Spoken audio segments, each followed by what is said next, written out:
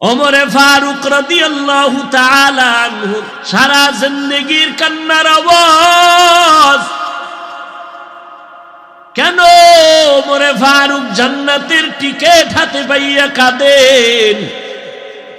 ওমরে ফারুক চোখের পানি ছেড়ে কান্না করে বলেন, আল্লাহ যদি ঘোষণা করে দেন সব মানুষগুলো জান্নাতে যাবে, একজন জাহান্নামে যাবে, আমি ওমর বড় ভয় পাই ওই জাহান্নামের আসামি আমি হয়ে যাই নাকি। উসমান রাদিয়াল্লাহু আনহুর কান্নার আওয়াজ। ওসমান কেন কাঁদেন? উসমান রাদিয়াল্লাহু আনহু বলেন, মরণের পরে প্রথম ঘাটি হলো অন্ধকার কবর। ওখানে যাইয়া আমি যদি আটকায়া যাই, জিন্দেগীর পরিণাম ফল কত ভয়ঙ্কর হবে সেই ভয়ে কান্না করি। ওয়া আম্মা মান খাফা মাকামা রাব্বিহি ওয়া নাহান নাফসা আনিল হাওয়া ফাইন্নাল জান্নাতা হিয়াল মাওয়া। এরে আল্লাহর গোলাম, আল্লাহ পাক রব্বুল আলামিন আদবওয়ালা জিন্দেগীর ভেতরে বরকত রেখেছেন। আমার নবী কতটা বিনয়ী। সাহাবাদের মজলিসে নবী বসে আছেন। একদিন নবী বলতেছেন, ও সাহাবায়ে কেরাম, কোন দিন কার মরণের ডাক আসবে বলা যায় না। আমার কাছে আপনাদের কোনো হক আছে নাকি? থাকলে আদায় করেন, কারণ আল্লাহর হক আল্লাহ চাইলে দুর্বল থাকলেও মাফ করে দিবেন। বান্দার হক বান্দা ক্ষমা না দিলে আর ক্ষমা হবে না। সাহাবায়ে কেরাম চুপ হয়ে গেলেন। কে দাঁড়াবে? নবীর কোন হক আমরা পাবো এরকম বলার সাহস কার আছে? কিন্তু না, একজন সাহাবী দাঁড়ায় গেলেন।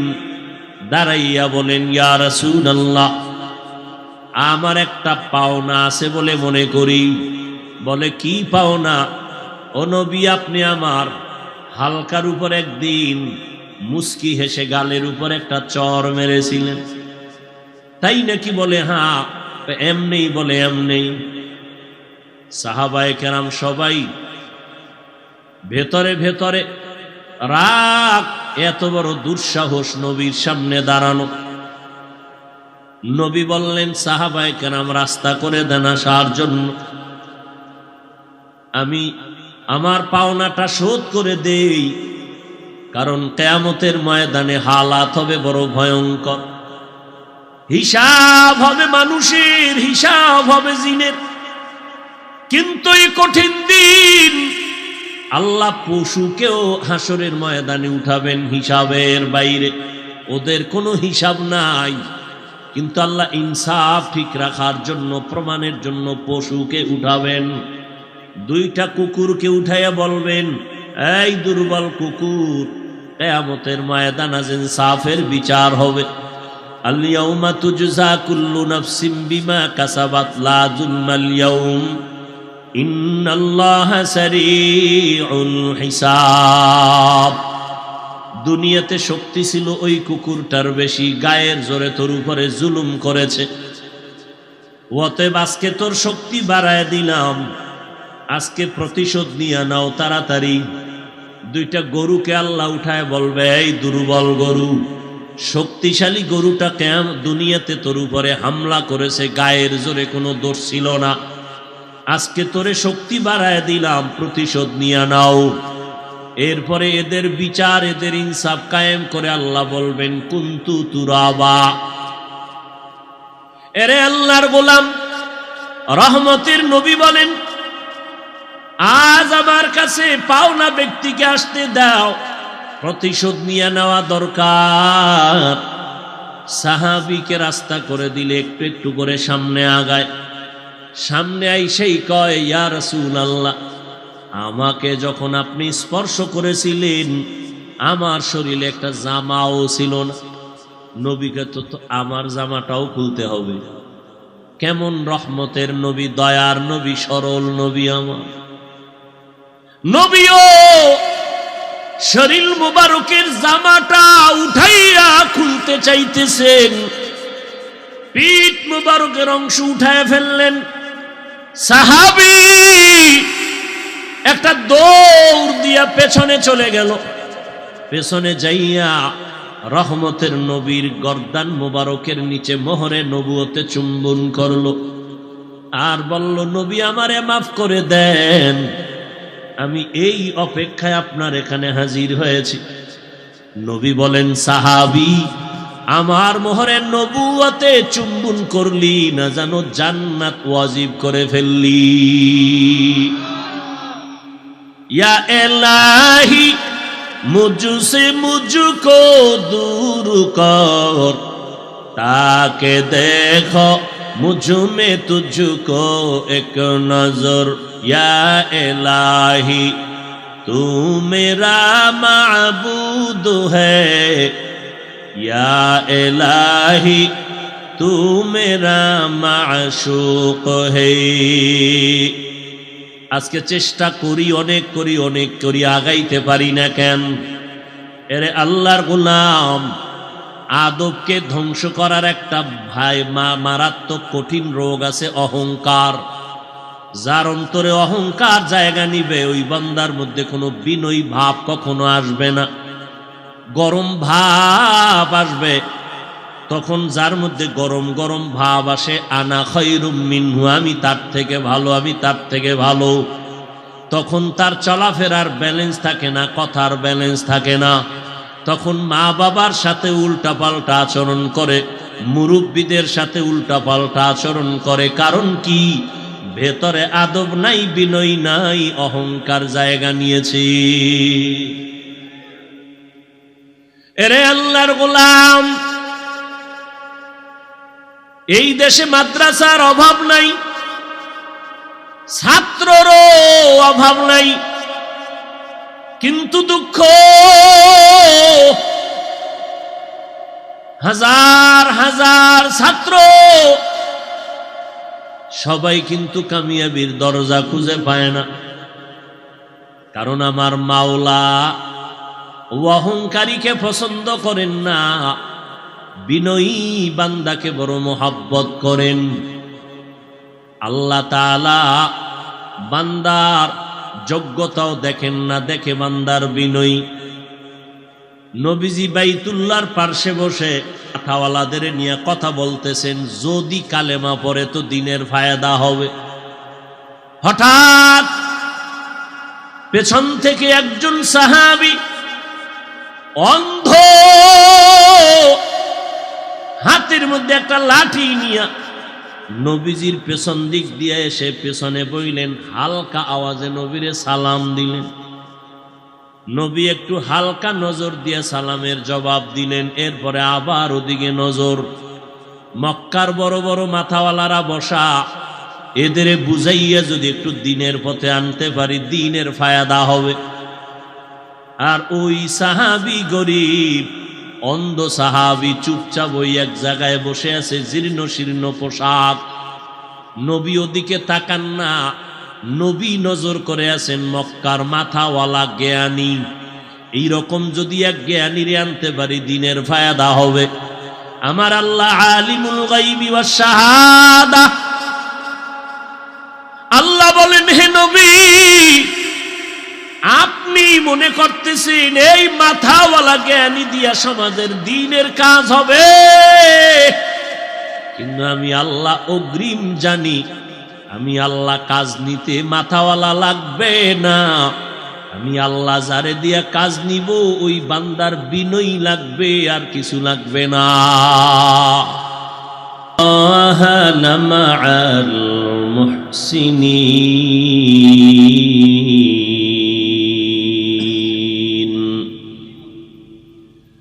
وقال النبي صلى الله عليه وآله وسلم: من تواضع لله رفعه الله، أو كما قال النبي عليه الصلاة والسلام. صدق الله مولانا العظيم، وصدق رسوله النبي الأمي الكريم. ونحن على ذلك من الشاهدين والشاكرين والذاكرين والحمد لله رب العالمين سبحانك لا علم لنا إلا ما علمتنا إنك أنت العليم الحكيم رب اشرح لي صدري ويسر لي أمري واحلل عقدة من لساني يفقه قولي تکبیر میں کلمہ میں نمازوں میں اذا میں تکبیر میں کلمہ میں نمازوں میں اذا میں ہے نام الہی سے ملا نام محمد ہے نام الہی سے ملا نام محمد فرماتے ہیں آدم کو مجھے خلد تری میں فرماتے ہیں آدم کو مجھے خلد تری میں لکھا ہوا توبہ پہ ملا نام محمد لکھا ہوا توبہ پہ ملا نام محمد ہے میم میں محبوب یہ مطلب کا اشارہ ہے میم میں محبوب یہ مطلب کا اشارہ پھر کیوں نہ ہو محبوب خدا نام محمد پھر کیوں نہ ہو محبوب خدا نام محمد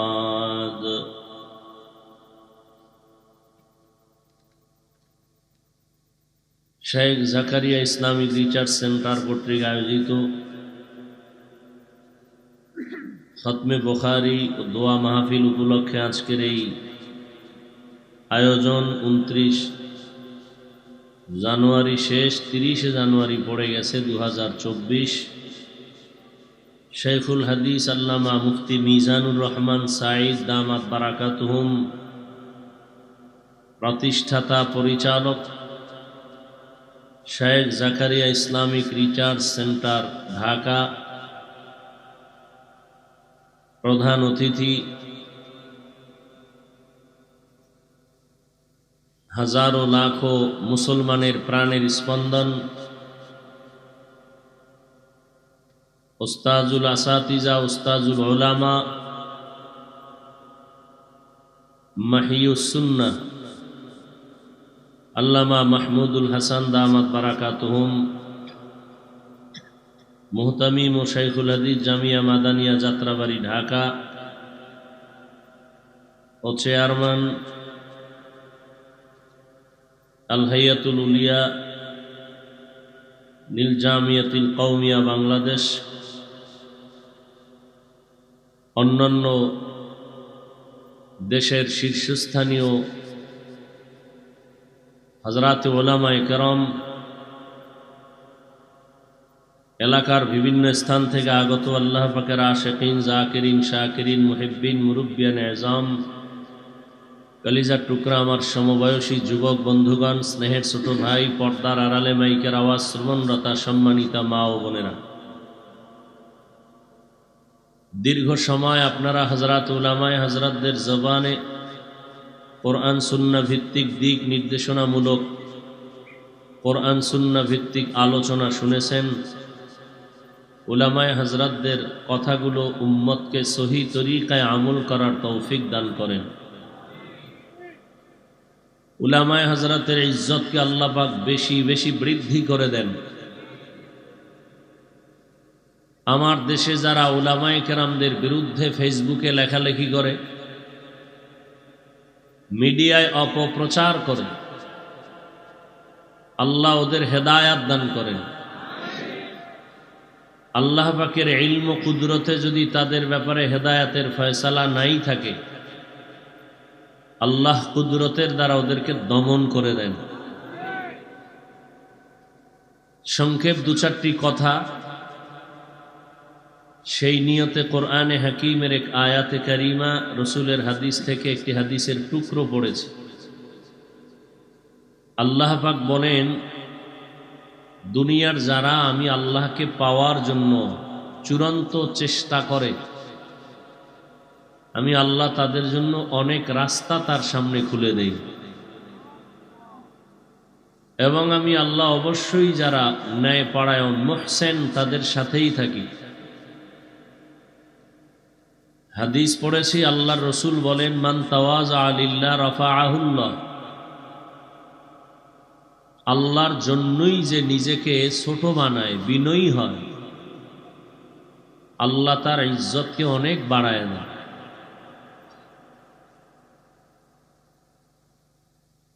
দুনিয়াতে আল্লাহ মানুষ সৃষ্টি করেছেন তার ইবাদতের জন্য। ইবাদত কিভাবে করবে সেই নিয়ম পদ্ধতির জন্য আল্লাহ ভিন্ন ব্যবস্থাও দিয়েছেন। সেই ব্যবস্থা হলো দুইটা। একটি ব্যবস্থা হলো রিজালুল্লাহ, আল্লাহর সিলেকশন করা প্রতিনিধি। দ্বিতীয় ব্যবস্থা হলো কিতাবুল্লাহ, আল্লাহ পাকের পক্ষ থেকে নির্ধারণ করা কিতাব সমূহ।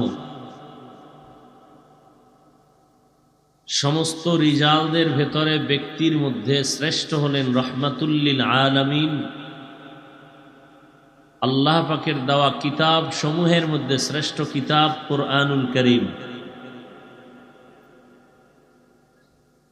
কিয়ামত পর্যন্ত আমরা আর কোনোদিন নবী পাব না, সাহাবায়ে কেরামকে পাব না, চাইলেও পাব না। তাবিন, তবে তাবিন কেউ পাব না।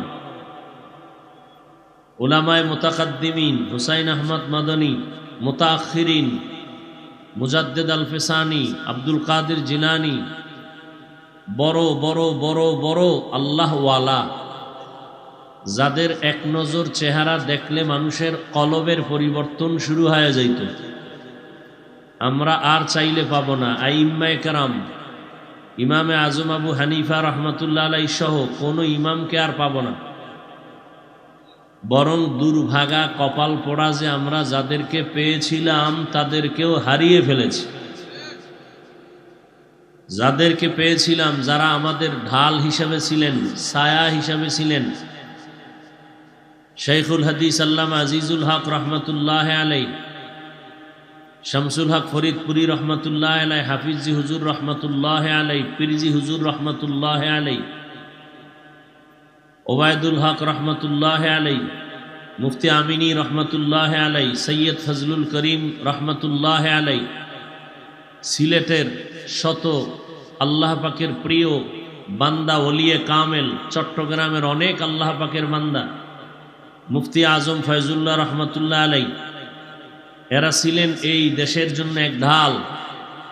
আমরা তাদেরকেও হারিয়েছি। হাটহাজারীর হজরত আহমদ শফি রহমতুল্লাহ আলাই, জুনায়েদ বাবু নগরী রহমতুল্লাহ আলাই, এদেরকে আজ আমরা হারিয়ে ফেলেছি। হারানোর পর থেকেই যেন কেমন এক এলোমেলো পরিবেশ তৈরি হয়ে গেছে। যারা আছেন মুরব্বী হিসাবে, কেমন যেন তাদেরকেও মানতে চায় না, এমন মনোভাব আমাদের অন্তরে। কারণ হলো, এখন যারা ছোট আছে তারা বড়দের থেকেও মনে করি আমরা বড়, যে কারণে বড়দের বিরুদ্ধে কলম ধরতে, লেখালেখি করতে একটু অন্তর কাঁপে না। আমি বলবো, যারা আহলে হক উলামায়ে কেরাম, আমাদের সেরেতাজ মুরব্বী, গোটা দেশের মানুষ যাদেরকে মুরব্বী হিসেবে মানে, এদের বিরুদ্ধে যারা ফেসবুকে লেখালেখি করে, এদের মতো নিকৃষ্ট বেয়াদব জমিনে আর কেউ হতে পারে না। এরা চূড়ান্ত বেয়াদব। আর যার মধ্যে আদব নাই, আল্লাহর রহমত থেকে সে বঞ্চিত। আদব মায়ের গর্ভ থেকে শিখে আসা হয় না, জমিনে এসে শিখতে হয়। সৃষ্টির শ্রেষ্ঠ ব্যক্তি রহমাতুল্লিল আলামিন তিনিও বলেন, আমি আমার মায়ের গর্ভ থেকে আদব শিখে আসি নাই। আদ্দাবানি রব্বি ফা আহসানা তাদিবি।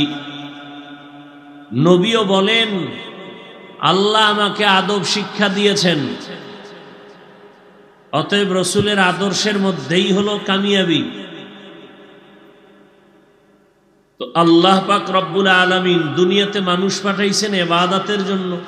ইবাদত কেন করব? একমাত্র আল্লাহর মোলাকাতের জন্য। কিভাবে করব? নবীজির তরিকায়।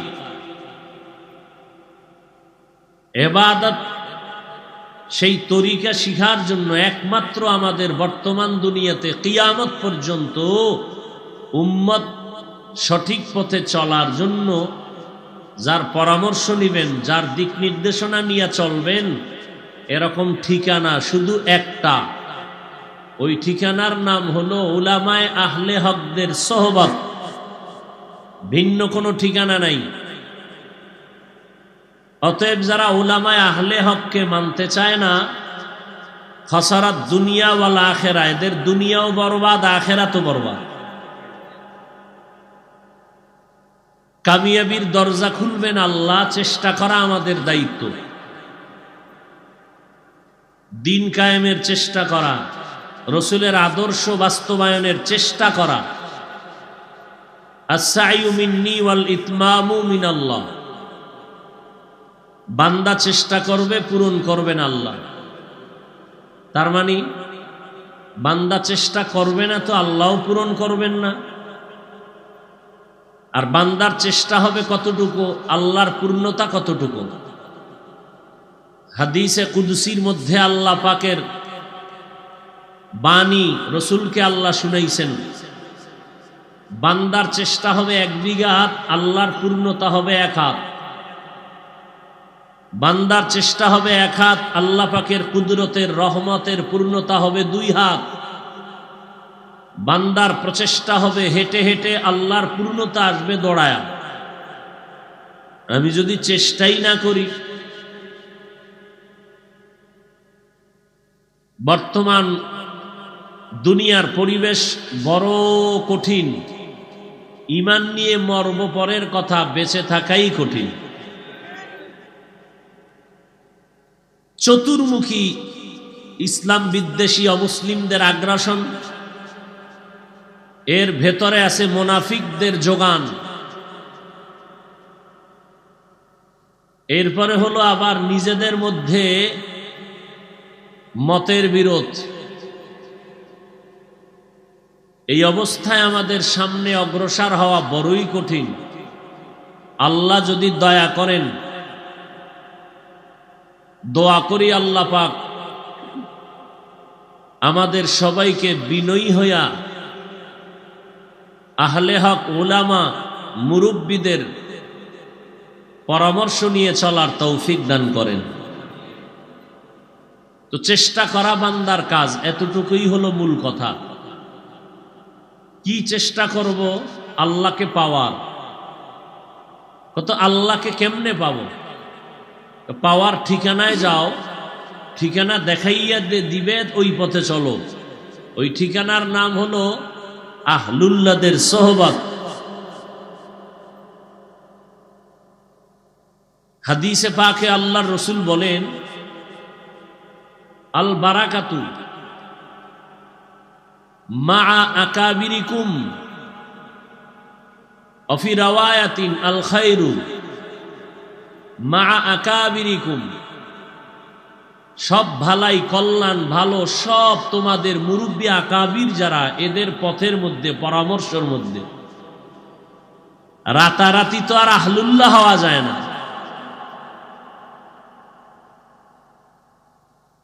আল্লাহর পথে তারাও চূড়ান্ত চেষ্টা করতে করতে করতে করতে করতে করতে আল্লাহ এদেরকে এমন পাওয়ার দান করেছেন যে পাওয়ার আমাদের ভেতরে নেই।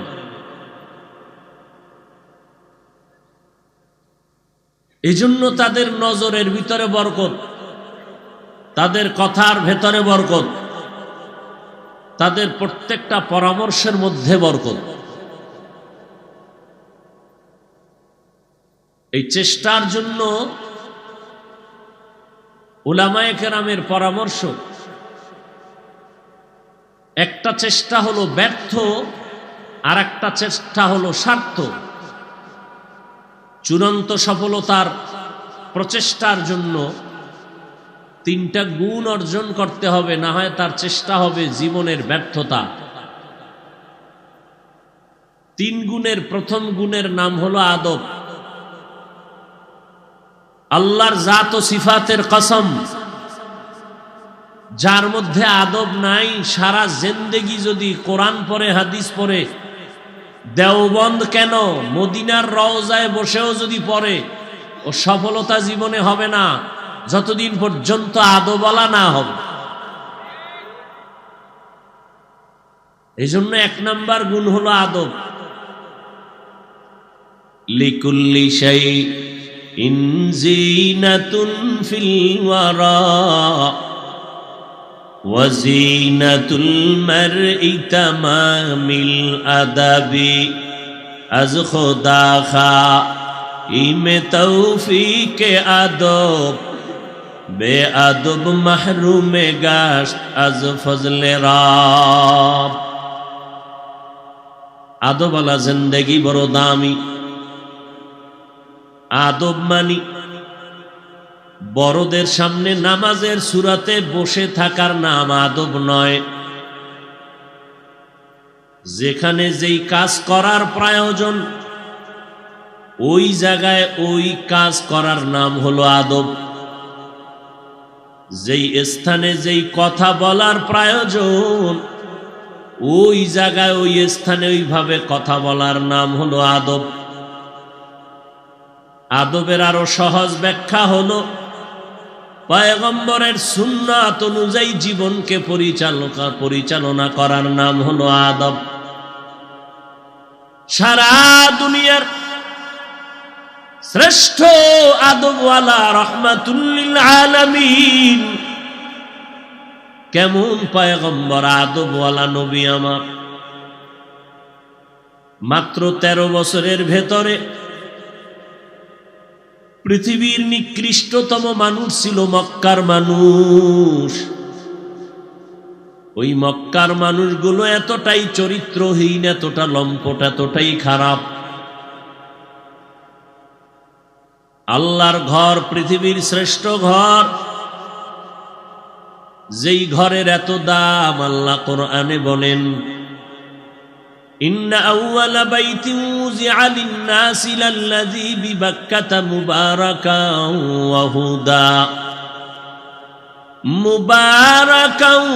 ওয়া হুদা লিল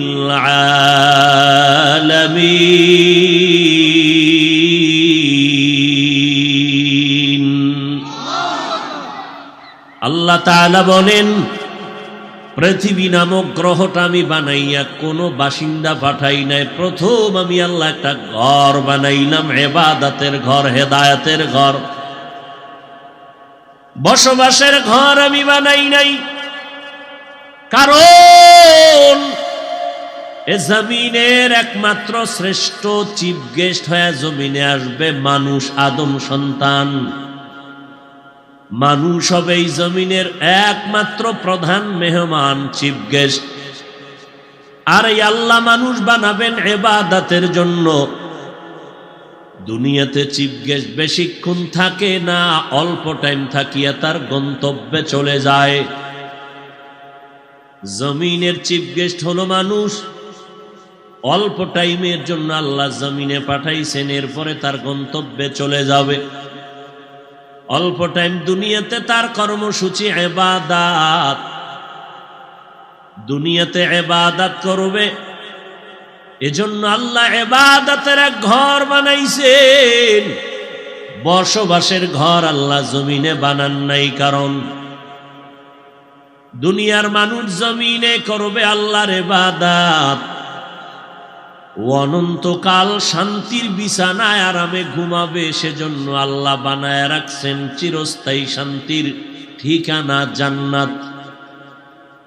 ওই বাইতুল্লাহ তো দামি একটা ঘর, যেই বাইতুল্লাহর দিকে শুধু তাকাইয়া থাকলেও সওয়াব। দুনিয়ার এমন কোন ঘর নাই যে ঘরের দিকে বাইতুল্লাহ, এমন কোন মসজিদ নাই যার দিকে তাকায় থাকলে সওয়াব হবে। একমাত্র আল্লাহর ঘর বাইতুল্লাহ, যেই ঘরের দিকে তাকায় থাকলে অনবরত আমল নামায় সওয়াব। যেই বাইতুল্লাহর কিনারায় এক রাকাত নামাজ পড়লে লক্ষ রাকাত নামাজের সওয়াব। কত বড় খারাপ ওই বাইতুল্লাহর আশেপাশের মানুষ, নারী আর পুরুষ উলঙ্গ হয়ে তাওয়াফ করে, ভেতরে মূর্তি টানানো। এত দামি ঘর, এর পার্শ্বের মানুষগুলো এত খারাপ। মাত্র 13 বছরের মধ্যেই মানুষগুলো এত দামি বানায় ফেললেন। আমার নবী, আল্লাহ জিবরাইল আমিনকে পাঠায়, কয় যাও জিবরাইল একটা লিস্টি দিয়ে দিলাম, নবীরে দেখায় দাও। নবী যেন জানায় দেয় এই লিস্টির মধ্যে যাদের নাম আছে এরা বিনা হিসাবে জান্নাতি। 10 জন সাহাবার নাম। এই যে অল্প টাইমে পৃথিবীর ইতিহাস শ্রেষ্ঠ নিকৃষ্ট চরিত্রহীন মানুষ মুহূর্তের মধ্যে দামি মানুষে পরিণত হলো। এদেরকেই দামি বানাইতে গিয়া নবী একটা বেতের বাড়িও দেন নাই, কোনো গালিও দেন নাই, গালির জবাবও দেন নাই, চোখের গরমও পর্যন্ত নবী দেখান নাই। তাহলে নবী অল্প টাইমে এই মানুষগুলোকে এত দামি বানায় দিলেন একমাত্র নবীর বিনয়ী আদর্শের বরকতের ফলাফল। এরে নবীর আশিক, এই আদবের কারণে কি পরিমাণ তারা বিনয়ী হয়েছেন। সারা রাত যদি তাদের ইতিহাস বলা হয় শেষ হবে না। কেমন আদবওয়ালা সাহাবায়ে কেরাম, আদবওয়ালা জিন্দেগি নিয়ে চলছেন। এলেমের দিকেও আগানো, আমলেও আগানো, তাকওয়ার কমতি নাই। আবার জান্নাতের টিকিট পেয়ে গেছেন। এরপরেও কত বিনয়ী জিন্দেগি তারা ইখতিয়ার করেছেন। মৃত্যু পর্যন্ত কান্নার আওয়াজ। আবু বকর সিদ্দিক রাদিয়াল্লাহু তাআলা আনহু নামাজে দাঁড়ায় জীবনভর কান্না করলেন। আবু বকর, আপনি কেন নামাজে কাঁদেন? আবু বকর সিদ্দিক রাদিয়াল্লাহু আনহু কাঁদেন আর বলেন, আমি আল্লাহর আদালতে দাঁড়ায় কেমনে জবাব দিব। ওমরে ফারুক রাদিয়াল্লাহু তাআলা আনহু সারা জিন্দেগির কান্নার আওয়াজ। কেন ওমরে ফারুক জান্নাতের টিকিট হাতে পাইয়া কাঁদেন? ওমরে ফারুক চোখের পানি ছেড়ে কান্না করে বলেন, আল্লাহ যদি ঘোষণা করে দেন সব মানুষগুলো জান্নাতে যাবে, একজন জাহান্নামে যাবে, আমি ওমর বড় ভয় পাই ওই জাহান্নামের আসামি আমি হয়ে যাই নাকি। উসমান রাদিয়াল্লাহু আনহুর কান্নার আওয়াজ। ওসমান কেন কাঁদেন? উসমান রাদিয়াল্লাহু আনহু বলেন, মরণের পরে প্রথম ঘাটি হলো অন্ধকার কবর। ওখানে যাইয়া আমি যদি আটকায়া যাই, জিন্দেগির পরিণাম ফল কত ভয়ঙ্কর হবে সেই ভয়ে কান্না করি। ওয়া আম্মা মান খাফা মাকাম রাব্বিহি ওয়া নাহান নাফসা আনিল হাওয়া ফাইন্নাল জান্নাতা হিয়াল মাওয়া।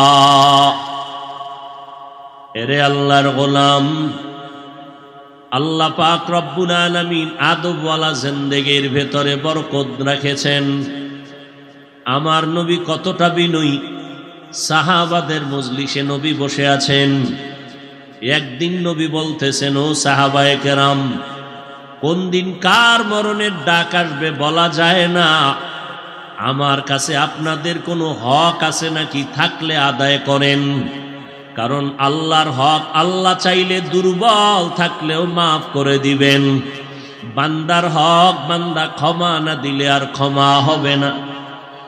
সাহাবায়ে কেরাম চুপ হয়ে গেলেন, কে দাঁড়াবে? নবীর কোনো হক আমরা পাবো এরকম বলার সাহস কার আছে? কিন্তু না, একজন সাহাবী দাঁড়ায় গেলেন, দাঁড়াইয়া বলেন, ইয়া রাসূলুল্লাহ, আমার একটা পাওনা আছে বলে মনে করি। বলে, কি পাওনা? ও নবী, আপনি আমার হালকার উপর একদিন মুস্কি হেসে গালের উপর একটা চর মেরেছিলেন, তাই নাকি? বলে, হ্যাঁ। এমনি? বলে, এমনি। সাহাবায়ে কেরাম সবাই ভেতরে ভেতরে রাগ, এত বড় দুঃসাহস নবীর সামনে দাঁড়ানো। নবী বললেন, সাহাবায়ে কেরাম রাস্তা করে দেন আসার জন্য, আমি আমার পাওনাটা শোধ করে দেই, কারণ কিয়ামতের ময়দানে হালাত হবে বড় ভয়ঙ্কর। হিসাব হবে মানুষের, হিসাব হবে জিনের। কিন্তু এই কঠিন দিন আল্লাহ পশুকেও হাসরের ময়দানে উঠাবেন হিসাবের বাইরে, ওদের কোনো হিসাব নাই। কিন্তু আল্লাহ ইনসাফ ঠিক রাখার জন্য, প্রমাণের জন্য পশুকে উঠাবেন। দুইটা কুকুরকে উঠাইয়া বলবেন, এই দুর্বল কুকুর, কিয়ামতের ময়দানে আজ ইনসাফের বিচার হবে। আল ইয়াউমা তুজজা কুল্লু নাফসিন বিমা কাসাবাত লা যুলমাল ইয়াউম ইন্নাল্লাহা সারিউল হিসাব। দুনিয়াতে শক্তি ছিল ওই কুকুরটার বেশি, গায়ের জোরে তোর উপরে জুলুম করেছে। অতএব আজকে তোর শক্তি বাড়ায় দিলাম, আজকে প্রতিশোধ নিয়ে নাও তাড়াতাড়ি। দুইটা গরুকে আল্লাহ উঠায় বলবে, এই দুর্বল গরু, শক্তিশালী গরুটা দুনিয়াতে তোর উপরে হামলা করেছে, গায়ের জোরে কোনো দোষ ছিল না, আজকে তোরে শক্তি বাড়ায় দিলাম, প্রতিশোধ নিয়ে নাও। এরপরে এদের বিচার, এদের ইনসাফ কায়েম করে আল্লাহ বলবেন, কুনতু তুরাবা। এরে আল্লাহর গোলাম, রহমতের নবী বলেন, আজ আমার কাছে পাওনা ব্যক্তিকে আসতে দাও, প্রতিশোধ নিয়ে নেওয়া দরকার। সাহাবীকে রাস্তা করে দিলে একটু একটু করে সামনে আগায়। সামনে আইসেই কয়, ইয়া রাসূলুল্লাহ, আমাকে যখন আপনি স্পর্শ করেছিলেন আমার শরীরে একটা জামাও ছিল না। নবীকে তো আমার জামাটাও খুলতে হবে। কেমন রহমতের নবী, দয়ার নবী, সরল নবী আমার নবীও শরীর মুবারকের জামাটা উঠাইয়া খুলতে চাইতেছেন, পিঠ মুবারকের অংশ উঠায় ফেললেন। সাহাবী একটা দৌড় দিয়া পেছনে চলে গেল, পেছনে যাইয়া রহমতের নবীর গর্দান মুবারকের নিচে মোহরে নবুয়তে চুম্বন করলো আর বলল, নবী আমারে মাফ করে দেন, আমি এই অপেক্ষায় আপনার এখানে হাজির হয়েছি। নবী বলেন, সাহাবী, আমার মোহরের নবুয়তে চুম্বন করলি না জানো জান্নাত ওয়াজিব করে ফেললি। या इलाही मुझसे मुझको दूर कर, ताके देखो मुझ में तुझको एक नजर। या इलाही तू मेरा माबूद है, या इलाही तू मेरा माशूक है। আজকে চেষ্টা করি, অনেক করি, আগাইতে পারি না কেন? এরে আল্লাহর গোলাম, আদবকে ধ্বংস করার একটা মারাত্মক কঠিন রোগ আছে, অহংকার। যার অন্তরে অহংকার জায়গা নিবে, ওই বান্দার মধ্যে কোনো বিনয়ী ভাব কখনো আসবে না, গরম ভাব আসবে। তখন যার মধ্যে গরম গরম ভাব আসে, আনা খায়রুম মিনহু, আমি তার থেকে ভালো, আমি তার থেকে ভালো, তখন তার চলাফেরার ব্যালেন্স থাকে না, কথার ব্যালেন্স থাকে না। তখন মা বাবার সাথে উল্টা পাল্টা আচরণ করে, মুরব্বীদের সাথে উল্টাপাল্টা আচরণ করে। কারণ কি? ভেতরে আদব নাই, বিনয় নাই, অহংকার জায়গা নিয়েছে। এরে আল্লাহর গোলাম, এই দেশে মাদ্রাসার অভাব নাই, ছাত্ররও অভাব নাই, কিন্তু দুঃখ হাজার হাজার ছাত্র সবাই কিন্তু কামিয়াবির দরজা খুঁজে পায় না।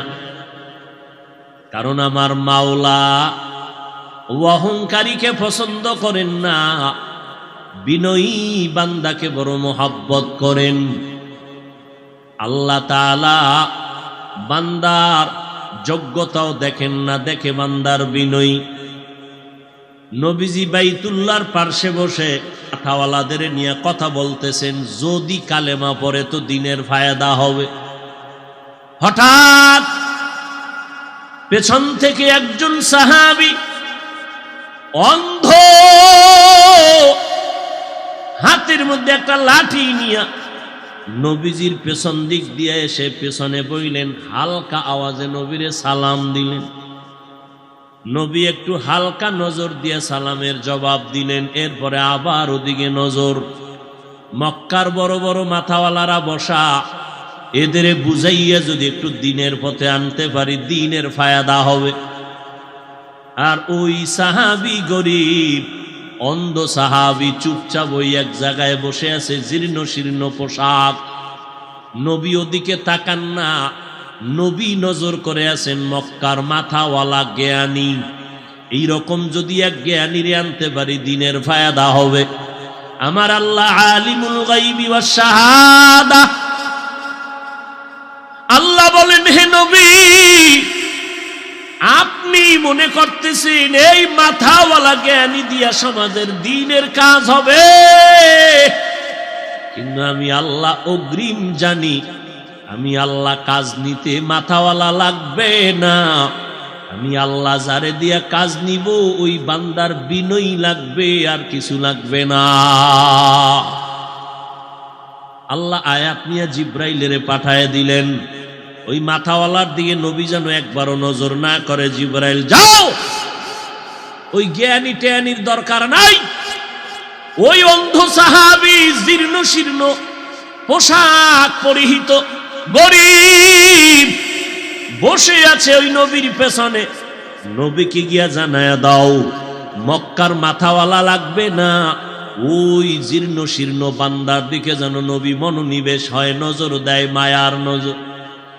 নবী এই তাড়াতাড়ি নবীরে সংবাদ দিয়ে দাও, আয়াত নিয়ে যাও, আবাসা ওয়া তাওয়াল্লা আন জাআহুল আ'মা। কাবিলিয়ত দাদেউরা শর্ত নিস্ত বলকে শর্ত কাবিলিয়ত দাদেউ। এরে আল্লাহর গোলাম, আল্লাহ যাকে কবুল করবেন তার কপাল খুলে যাবে। আর আল্লাহ যদি কপাল খুলে না দেন, সৃষ্টির শ্রেষ্ঠ রহমতের নবীও যদি বয়ান করেন, হেদায়াত পাবে না, কালেমা পড়বে না। কপাল যদি খারাপ হয়, নবীর বয়ানেও কাজ হবে না। এরকম কোন ইতিহাস আছে না নাই? নবী বয়ান করলেন যে নবীর কোনো গুনাহ নাই, চেহারার দিকে তাকাইলে গুনাহ মাফ, ক্ষুধা নিবারণ হয়। সেই নবীর বয়ান শুনিয়াও যার কপালে কালেমা আসে না, ও কত বড় বেঈমান, কত বড় বদনসিব। আর আল্লাহ যদি কপাল খুলে দেয় রে যুবক, তাহলে নবীর গল্লা কাটতে আসিয়া, নবীকে জবাই করতে আসার পরেও বান্দা কালেমার রশি গলায় লাগায় নেয়। এটা কপালের ব্যাপার। আল্লাহ যার কপাল খুলবে হেদায়াত পেয়ে যাবে, আর যার কপাল খুলবে না ওই বান্দা হেদায়াত পাবে না। বড় কঠিন কথা। আল্লাহ চাইলে হেদায়াত দিবে, নবীর ক্ষমতা নাই হেদায়াতের মালা পড়াবে। ইন্নাকা লা তাহদি মান আহবাবতা, ওয়ালাকিন্নাল্লাহা ইয়াহদি মান ইয়াশা। আল্লাহ চাইলে হেদায়াত পাবে, আল্লাহ যদি চান না তো হেদায়াত পাবে না। তার মানেটা কি? আল্লাহর সব দোষ, নাউযুবিল্লাহ, বান্দার কোনো দোষ নাই। কারণ আল্লাহ হেদায়াত দিলে বান্দা পাবে, আল্লাহ হেদায়াত না দিলে পাবে না। তাহলে আসলে বিষয়টা কি? বিষয়টা আল্লাহর কোনো দোষ নাই। আল্লাহ কয় আমি যে হেদায়াত দিলে সে পাবে, আমি কার বেলায় দেওয়ার ইচ্ছা করব, কার বেলায় দেওয়ার ইচ্ছা করব না। জবাব হলো ওয়াল্লাযীনা জাহাদু ফীনা লানাহদিয়ান্নাহুম সুবুলানা। যারা আমার কাছে হেদায়াত চাইবে আমি তাদের হেদায়াত দিব, আর যারা আমার কাছে হেদায়াত চাইবে না, দিব না। একটু আগেই বলেছি, মায়ের গর্ভ থেকে আদম বলা হইয়া কেউ আসে না। আদম শিখতে হয়, আল্লাহকে বলতে হবে। আল্লাহ নবী নিজে বলছেন, আপনি বলবেন না? এত বড় মাস্তান হয়ে গেলেন কবে? নবীর মতো ব্যক্তি দোয়া করতেছেন বিনয় হওয়ার জন্য। আল্লাহুম্মা জাআলনি ফি আইনি সাগীরা ওয়া ফি আয়ুনিন নাসি কাবীরা। নবী নিজে দোয়া করেন, আল্লাহ বিনয়ী বানায়া দাও, ছোট বানায়া দাও, উম্মতের নজরে মর্যাদা বাড়ায়া দাও। মেটা দো আপনা হস্তি কো अगर कुछ मर्तबा चाहो के दाना खाक में मिलकर गुले गुलजार होता है। আজকে যত ভেজাল, যত বিশৃঙ্খলা আপোষের ভেতরে, একমাত্র কারণ আদব নাই, অহংকারী ঢুকে পড়েছে। সব অহংকার ধ্বংসের দ্বার প্রান্তে নিয়ে গেছে আমাদের। জাহিরি হালাত দুর্বল, বাতিনি হালাত দুর্বল। জাহিরি নষ্ট হইল অহংকার, বেয়াদবি। বাতিনি ভাবে আমার চরিত্র নষ্ট হচ্ছে মোবাইলের কারণে, ধ্বংস হয়ে যাচ্ছে সব। আল্লাহ হেদায়াত দান করুন। এই মোবাইল না আইলে এত বেয়াদব হইতো না। কি বলবো, কোথায় বলবো, কাকে বলবো, কে শুনবে, কে বলবে? আল্লাহ সব ভাইকে হেদায়াত দান করুন। তাহলে চেষ্টা সফল হবে ওই ব্যক্তির যার তিনটা গুণ থাকবে। প্রথম গুণ আদব। বেয়াদব কোনদিন কামিয়াবির দরজা খুঁজে পাবে না। ও যেখানে যাবে সেখানে বেইজ্জতি হবে। আল্লাহ মাফ করেন। এক ক্লাসে পড়ছি, এক জামাতে পড়ছি। মানুষ বলে বেলেটের থেকেও ধার বেশি, তার ব্রেন এত কঠিন। এই রকম এক ছাত্র, এক ক্লাসে পড়লাম অনেক বছর। দেওবন্দে গিয়ে 1 নাম্বার, পরিণাম ফল কি তার? বাংলাদেশে জায়গায় জায়গায় ঘুরে নাম কইলে মোবাইলের গোলামেরা সবাই চিনবে। যারা মোবাইলের গোলাম এরা সবাই চিনবে নাম বললেই। যেখানে যায় সেখানে জোতার বাড়ি খায়, অথচ দেওবন্দে 1 নাম্বার হইছে। ওই যে বলছি, কপাল যদি পুড়ে যায় মুহাম্মদের বয়ানেও কালেমা পড়ে না, আর কপাল যদি খুলে যায় রসুলকে হত্যা করতে এসে কালেমা পড়ে ফেলে। এমন কোন জায়গায় গিয়া নাই যেখানে বেইজ্জতি হয় নাই। এমন কোন মুরব্বী নাই যার ব্যাপারে কলম ধরে নাই। অপেক্ষায় থাকেন, দেখতে থাকেন। বেয়াদবদের শাস্তি আল্লাহর জাতের কসম মরার আগেই হবে, লিখে রাখেন, মরার আগেই হবে। দলিল বলবেন, রাগ করে বললাম, দলিল নাও। قال النبي صلى الله عليه وآله وسلم اثنان يعجلهما الله في الدنيا البغي وعقوق الوالدين। পয়গম্বর বলেন, 2টা অপরাধ জমিনের মধ্যে আছে, করলেই শাস্তি হবে মরার আগে, মরার পরে নয়, দুনিয়ায় হবে শাস্তি। কয়টা অপরাধ? 1 নাম্বার অপরাধের নাম জুলুম। দ্বিতীয় অপরাধের নাম হলো মা বাবার সাথে বেয়াদবি। জুলুম আবার তিন প্রকার। কয় প্রকার? প্রথম জুলুম হলো আল্লাহর সাথে জুলুম করা, দ্বিতীয় জুলুম হলো বান্দার নিজের সাথে জুলুম করা, তৃতীয় জুলুম হলো অন্যান্য মাখলুকতের সাথে জুলুম করা। আল্লাহর সাথে জুলুম হলো শিরিক।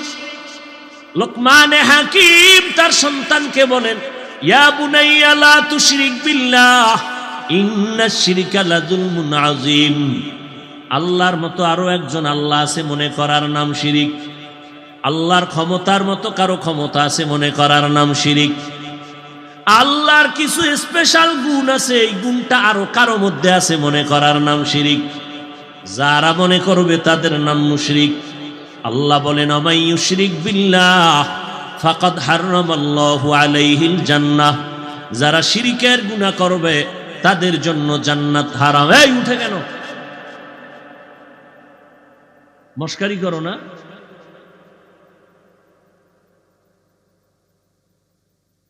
ওই যে বয়ান করতেছি তুই আদবেরই, কপাল খারাপ হইলে কি করার? আল্লাহ হেদায়াত দান করুন। জমানা বড় কঠিন, বড় কঠিন, বড় কঠিন। বয়ান কইরা স্টেজ থেকে নামার পরে দেখি বিরুদ্ধে লেখা শুরু।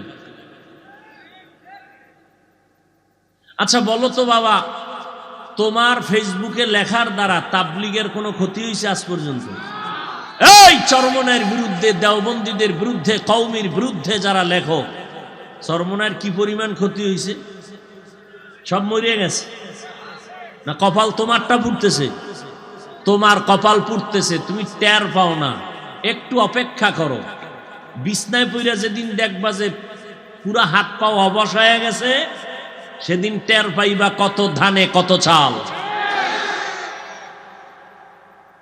রসুলের হাদিস শুনায়া গেলাম, চালাকি তো জীবনে কম করলা না। আমি ভাব যখন ঢুকছে, ওদিন থেকে আল্লাহর লানত শুরু হয়ে গেছে।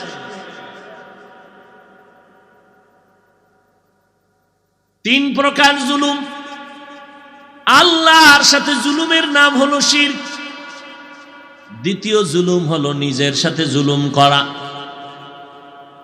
তো নিজের সাথে জুলুম কেমনে? এর এক ব্যাখ্যা হলো, আমার আহাল যারা, এদেরকে আমি দিনের পথে না চালানো। আমি নামাজ পড়ি, আমার আহালকে নামাজের দাওয়াত দেই না, আমার আহালের উপরে জুলুম করলাম, মূলত আমার উপরেই করলাম। এক ব্যাখ্যা। দ্বিতীয় ব্যাখ্যা হলো, আল্লাহ আমার অঙ্গ প্রত্যঙ্গ দিছেন, এগুলো আল্লাহ অনর্থক দেন নাই, প্রত্যেকটার আলাদা আলাদা ডিউটি আছে। যেমন আপনাদের আমাদের এই যে আঙ্গুল আছে, এক হাতে 5টা, এক এক আঙ্গুলে এগুলো কি কর বা গিরাও কয়, 4টা করে কর। 5 আঙ্গুলে কয়টা?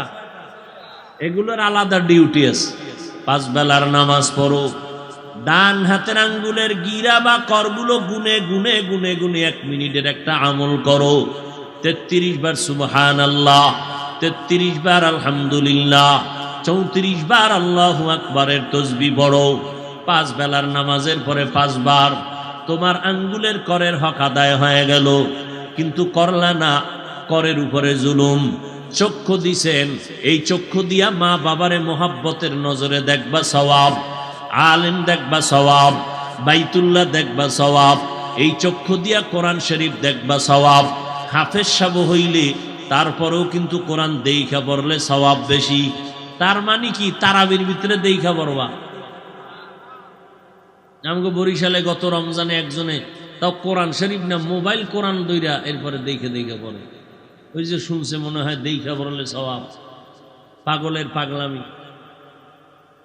কোরআন দেখে বড় সওয়াব। কিন্তু আজ চোখের উপরে জুলুম করেছি। এ চোখ দিয়া কোনোদিন মায়ার নজরে না বাবাকে দেখলাম না মাকে দেখলাম, মা বাবার সাথে ভালো নজরে দেখি না, কারণ মা বাবা আমার দুশ্মন, মোবাইলে বাধা দেয়। শিক্ষকের দেখলাম খারাপ নজরে, কারণ শিক্ষক আমার মোবাইলের উপরে হামলা করে। সেদিন এই শোন ছাত্ররা, সেদিন মাদ্রাসায় মোবাইল আটকাইছি, ছাত্র কয় পারলে বিদায় কইরা দেন, তারপরও মোবাইল চালানোটা লাগবেই।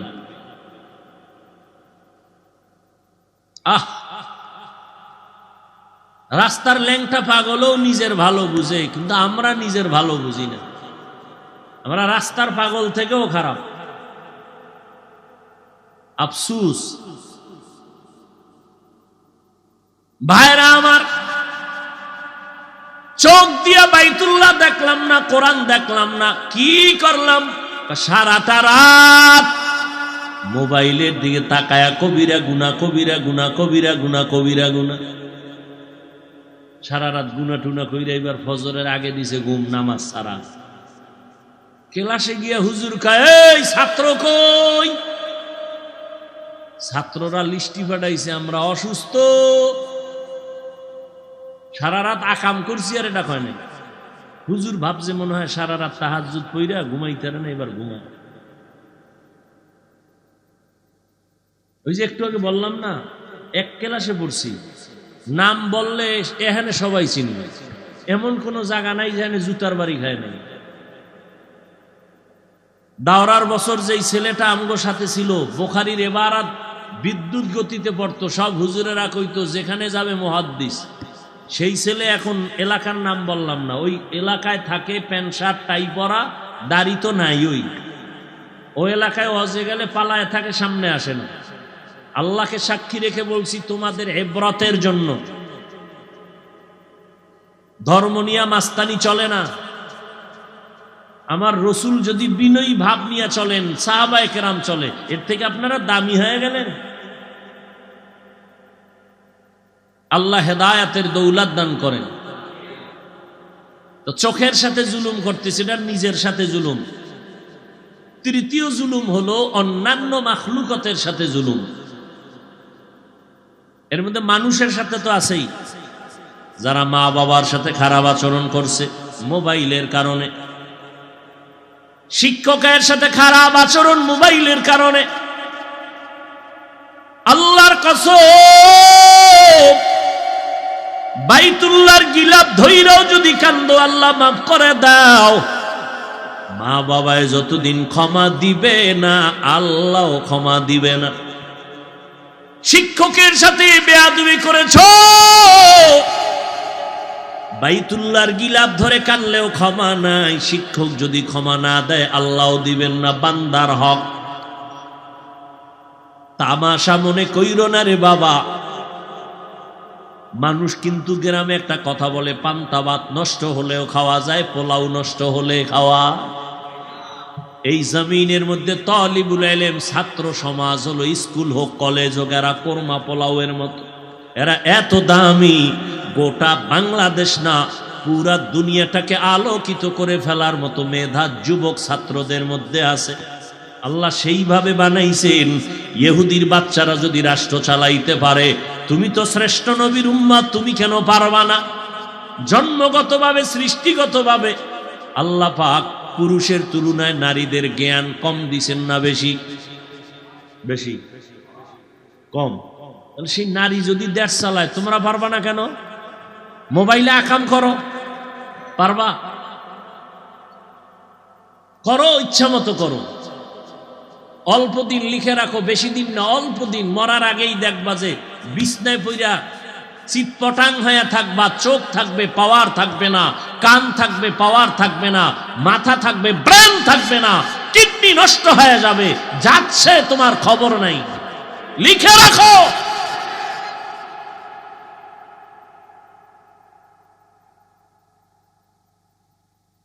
আমাদের বলার দায়িত্ব বলে গেলাম, মানবা কিনা সেটা তোমার ব্যাপার। তোমার কবরে তুমি যাবা, আমার কবরে আমি যাব। হেদায়েত তো আল্লাহ সবাইকে দিবেন না, আর সবাই তো আল্লাহর কাছে হেদায়েত চায়ও না। কয় অমুকের বিরুদ্ধে লাগছি, মুরা পর্যন্ত যাব, জাহান্নামে যদি যাওয়া লাগে গেলাম। আল্লাহ খায় আমিও দিলাম, যখন যেতে চাও যা। ভাইরা আমার, আল্লাহর এক বান্দি জীবন ভর নেক আমল করেছেন, বিদায় হওয়ার আগে জমিন থেকে একটা সামান্য অপরাধ করেছেন, খুবই সামান্য। আল্লাহর ভিন্ন একটা মাখলুক একটা বিড়াল ঘরের মধ্যে ঢুকে পড়ছে, তো খাঁচায় আটকায় ফেলছে, নিজেও খানা দেয় না, বিড়ালটাকে ছেড়ে দিল না বাইরে গিয়া খাবে সেই সুযোগও দেয় নাই। বিড়াল খাঁচার মধ্যে না খেয়ে ধুকে ধুকে ধুকে ধুকে মরে গেল। নবীজি সাহাবায়ে কেরামদের বলতেছেন, আল্লাহর পক্ষ থেকে গায়বী আওয়াজ আসছে, আল্লাহর বান্দি জীবনভর যত নেক আমল করেছো এই বিড়ালের সাথে জুলুম করার কারণে সব নেক আমল বরবাদ। একটা বিড়ালের সাথে জুলুম করার কারণে যদি হালাত হয়, তো মানুষের সাথে মানুষ হইয়া জুলুম করলে কি হালাত হবে? ও যুবক বাবা, এই মাত্র তোমার বয়স মাত্র 30-25 মধ্যেই আছে। আল্লাহ না করুন যদি আজকেই তুমি মইরা যাও, মরার পরে তোমারে আমরা কেমনে স্মরণ করব, মা বাপ কেমনে করবে? আমি ফলাফলটা দেই, এমন কোনো ভালো জিনিস করছো নাকি জীবনে যে মা বাবা দোয়া করবে? বরং মা বাবার সাথে এত বেয়াদবি করেছো, মা বাবা যদিও কানবে কিন্তু ভিতরে ভিতরে খুশি, তুই মরে গেছো, ঝামেলা শেষ। কারণ তোর চরিত্রের কারণে কত জায়গায় মুখ দেখাইতে পারি না, তোর কারণে অনেক সমাজের ভিতরে বহু ভালো সন্তান নষ্ট হয়ে গেছে। শিক্ষকেরাও খুশি, কেমন জীবন তুমি কায়েম করছো, 30 বছরের ফলাফল, তুমি মইরা গেলে সবাই খুশি। কারণ তুমি এত পরিমাণ চরিত্রহীন যে তোমার কারণে সব পরিবেশ নষ্ট হয়ে গেছে। মা বাবাও চায় মরে যা, শিক্ষক চায় মরে যা, এলাকার সবাই কয় মরে গেছো ভালো। তাহলে তোমার জীবনটা কি যে তুমি মরলে সবাই খুশি? এটা হলো তোমার জিন্দেগির পাওয়া সকলের বরদোয়া। জীবনে কিছু করো আর না করো, মানুষের বরদোয়া নিয়ে মরিও না, পায়ে ধরে বলে গেল। দোয়ার বড় দাম, বড় দাম দোয়ার। এই জন্য নিজেকে বিনয়ী হইয়া আল্লাহর কাছে নিজেকে পেশ করো। আল্লাহ রাস্তা খুলে প্রতি রাত আল্লাহ আসেন। কোথায় আসেন জানেননি?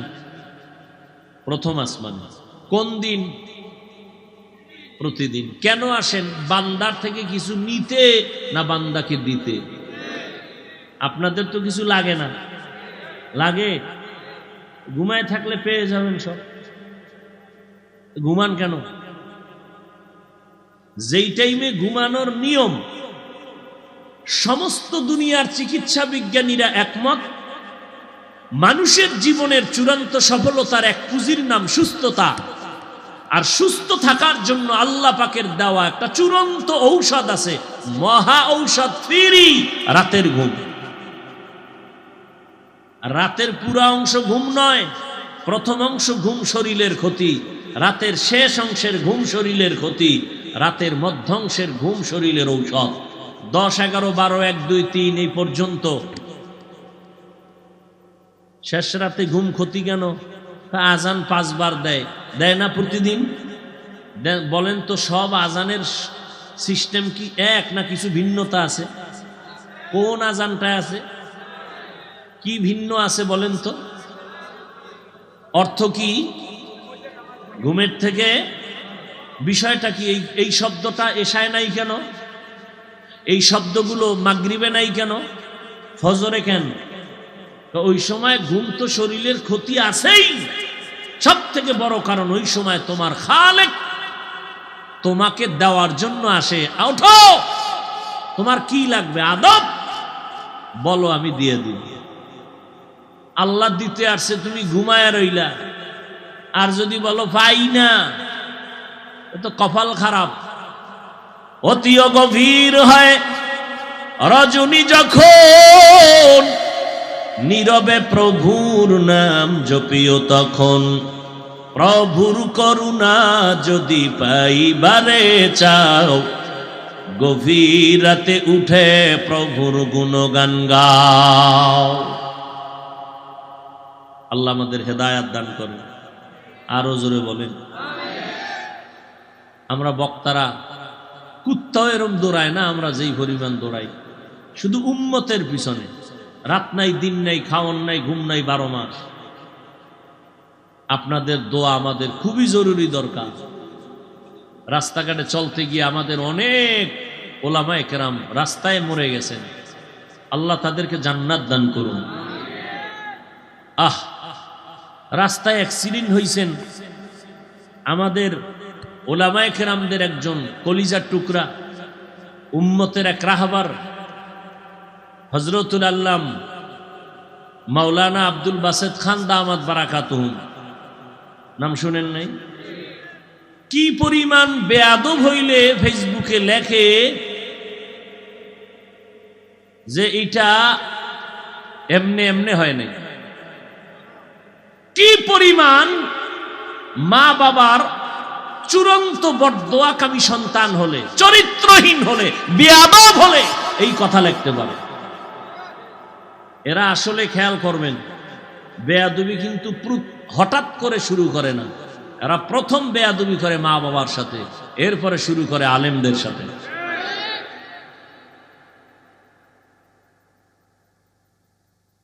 এই যে জুলুম করলো আলেমদের ইজ্জত নষ্ট করার জন্য, বিচার কি মরার পর না আগে? আগেই হবে। পঙ্গু হয়ে মরবি, লিখে রাখিস। আর যদি তওবা করো, আমার আল্লাহ বলেন জীবনের সব গুনাহ এক তওবায় মাফ। আল্লাহ আমাদের কবুল করেন, আদবওয়ালা বিনয়ী জিন্দেগি আমাদের দান করেন। জীবনে বান্দা উপকার কারো করতে যদি নাও পারো, পায়ে ধরে বলে গেলাম ক্ষতি কইরো না। জীবনে যদি কারো প্রশংসা করতে না পারো, হিম্মত না হয়, পায়ে হাত রেখে বলে গেলাম বদনাম করে নিজের কপাল পুড়িও না। জীবনে যদি ভালো নেক আমল করতে নাও পারো, গুনাহ করে নিজেকে জাহান্নামী বানায়ও না। এই তিনটা ওয়াজ যদি মনে রাখতে পারো, বিনা হিসাবে জান্নাতি। উপকার করতে না পারলেও কি করব না? কারো প্রশংসা করতে না পারলেও কি করব না? বদনাম করব না। নেক আমল করতে না পারলেও কি করব না? গুনাহ করব না। এটা ফাইনাল বয়ান। আল্লাহ সবাইকে কবুল করেন। আল্লাহ মার্কাজকে হেদায়েতের মার্কাজ বানায় দেন। আল্লাহ পাক আসাতাজায়ে কেরাম এবং তালিবুল ইলম সবাইকে কবুল করেন। যারা ফজিলতের পাগড়ি নিলেন আমাদের মুরব্বীদের হাত থেকে, আল্লাহ তাদেরকে কবুল করেন। মুরব্বীদের বেয়াদবি থেকে, বরদোয়া থেকে আমাদেরকে হেফাজত করেন। মুরব্বীদের দোয়া নিয়ে চলার তৌফিক আল্লাহ আমাদেরকে দান করেন। আলহামদুলিল্লাহি রাব্বিল আলামিন, ওয়াসসালাতু ওয়াসসালামু আলা সাইয়্যিদিল আমবিয়াই ওয়াল মুরসালিন ওয়া আলা আলিহি ওয়া আসহাবিহি আজমাইন। ইয়া আরহামার রাহিমিন, ইয়া আরহামার রাহিমিন, ইয়া আরহামার রাহিমিন। রব্বিরহামহুমা কামা রাব্বায়ানি সগীরা। আল্লাহুম্মা ইন্নাকা আফুউন কারীম তুহিব্বুল আফওয়া ফা'ফু আন্না। আল্লাহুম্মা ইন্না